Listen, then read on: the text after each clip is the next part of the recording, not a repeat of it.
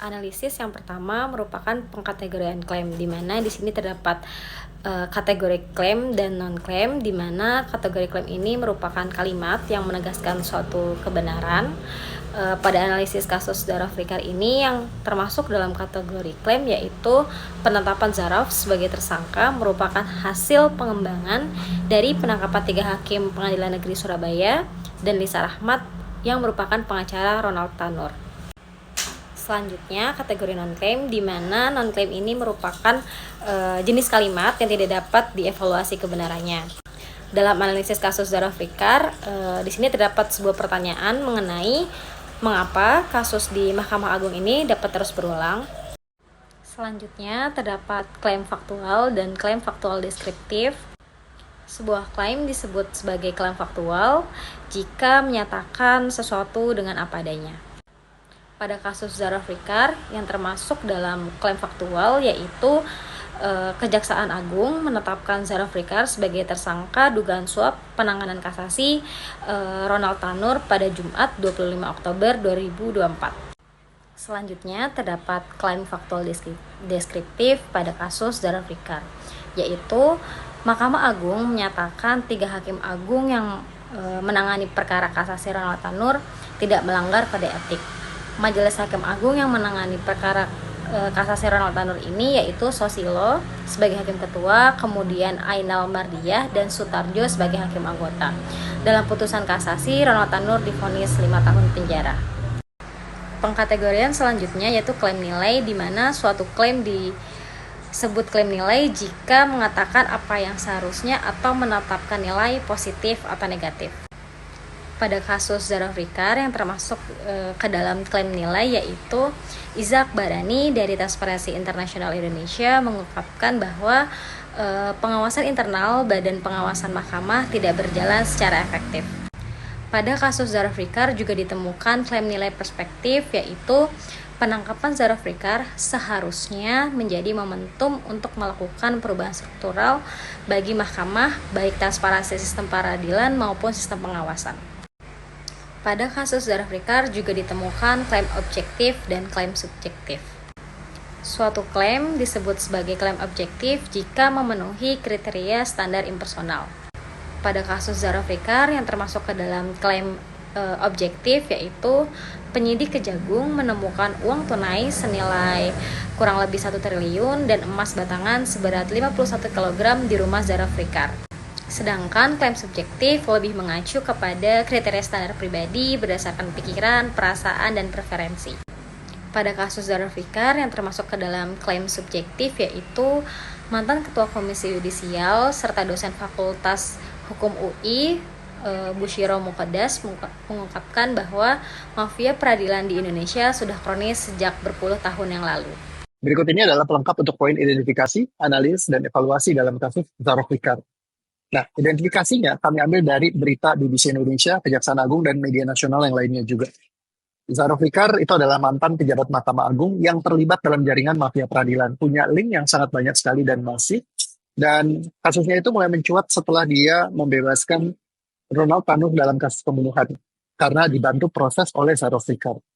Dan diduga menimba suap senilai 5 miliar untuk mempengaruhi putusan kasasinya. Nah, dari sisi analisis, bukti pentingnya itu adalah dari transfer uangnya sendiri.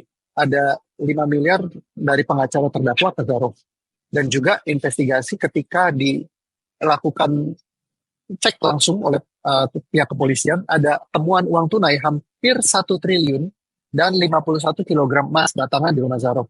Ini menandakan bahwa praktek yang dilakukan sudah semenjak lama, jadi bukan baru-baru dilakukan. Modusnya adalah dengan menggunakan posisi mengatur putusan peradilan dengan memanfaatkan celah hukum dan koneksi internal. Korupsi ini tentunya berdampak merusak kepercayaan masyarakat terhadap sistem hukum yang ada. Dan secara evaluasi, kesimpulannya mafia praktek peradilan yang melibatkan Zaraf menunjukkan adanya kelemahan struktural di dalam sistem pengawasan internal lembaga peradilan. Dan kasus ini membuktikan bahwa reformasi peradilan Indonesia masih jauh dari sempurna.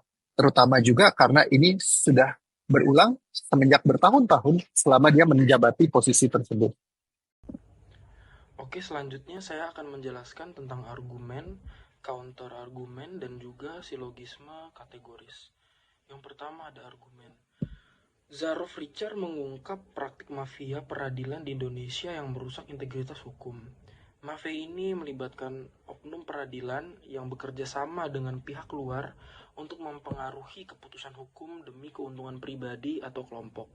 Jika dibiarkan, hal ini akan mengurangi kepercayaan masyarakat, melemahkan supremasi hukum, dan merusak keadilan. Oleh karena itu, reformasi peradilan diperlukan untuk mengembalikan integritas hukum. Selanjutnya ada penjelasan dari counter argumen.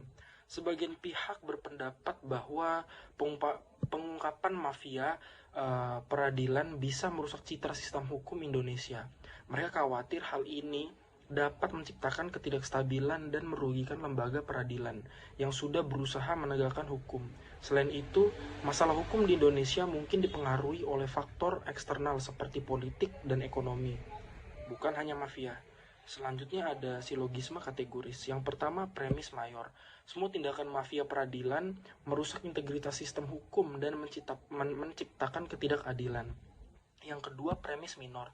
Praktik mafia peradilan yang diungkap oleh Zaroff Richard merusak integritas sistem hukum. Lalu ada kesimpulan. Oleh karena itu, praktik mafia peradilan yang diungkap oleh Zaroff Richard menciptakan ketidakadilan. Selanjutnya ada kesimpulan dari keseluruhan. Yang pertama, argumen mendukung reformasi sistem peradilan untuk menghilangkan mafia dan memperkuat kepercayaan publik. Lalu ada counter argumen, menunjukkan resiko ketidakkepercayaan lebih lanjut dan kompleksitas masalah hukum. Selanjutnya adalah silogisme kategoris. Silogisme kategoris memperjelas bahwa praktik mafia peradilan mengarah pada ketidakadilan. Selanjutnya, untuk 5 pola deduktif spesifik, yang pertama yaitu modus ponens dengan rumus premis 1 jika P maka Q, premis 2 P terjadi.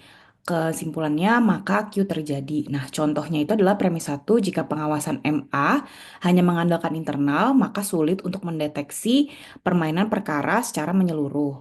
Premis 2, pengawasan MA hanya mengandalkan internal. Kesimpulannya, jadi sulit mendeteksi permainan perkara secara menyeluruh.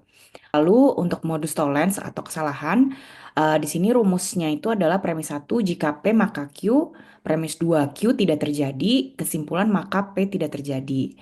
Contoh, premis 1 jika mafia peradilan ada, maka keadilan terganggu. Premis 2 keadilan tidak terganggu, maka kesimpulannya jadi mafia peradilan tidak ada. Koreksinya yaitu kesimpulan ini salah karena premis kedua tidak cukup kuat untuk menyangkal premis pertama. Lalu selanjutnya silogisme hipotesis dengan rumus premis 1 jika P maka Q, premis 2 jika Q maka R, dengan kesimpulan maka jika P maka R. Contoh premis 1 jika mafia peradilan tidak diberantas, maka praktik korupsi di MA akan terus berulang. Premis 2 jika praktik korupsi terus berulang, maka kredibilitas MA akan semakin runtuh. Kesimpulannya, jika mafia peradilan tidak diberantas, maka kredibilitas MA akan semakin runtuh. Kemudian silogisme distinktif. Rumusnya yaitu dengan premis 1 P atau Q, premis 2 tidak P, kesimpulannya maka Q. Contoh premis 1, Mahkamah Agung harus memilih untuk menerapkan transparansi penuh dalam sistem peradilannya atau menghadapi krisis kepercayaan publik. Premis 2, Mahkamah Agung tidak dapat terus menghadapi krisis kepercayaan publik. Kesimpulannya, maka Mahkamah Agung harus menerapkan transparansi penuh dalam sistem peradilannya.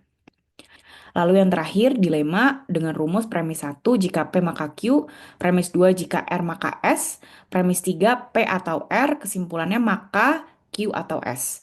Premis 1 jika Zaroff Richard dihukum, maka mafia peradilan akan berkurang. Premis 2 jika Zaroff Richard tidak dihukum, maka mafia peradilan akan berkembang. Premis 3 Zaroff Richard dihukum atau tidak dihukum. Kesimpulannya maka mafia peradilan akan berkurang atau berkembang. Pertama, dari segi kuasalitas. Praktek mafia peradilan yang melibatkan Zaroff Richard jelas menyebabkan kerusakan pada kepercayaan masyarakat terhadap hukum. Contohnya, ketika keputusan pengadilan dimanipulasi demi keuntungan pribadi, masyarakat kehilangan rasa keadilan yang seharusnya dijamin oleh sistem hukum. Kedua, Melalui generalisasi, kita dapat menyimpulkan bahwa jika praktik mafia peradilan seperti ini dibiarkan, maka kasus serupa akan terus bermunculan. Dari beberapa kasus sebelumnya, kita melihat pola yang sama, yaitu tanpa tindakan tegas. Pelanggaran hukum semacam ini sulit dihentikan.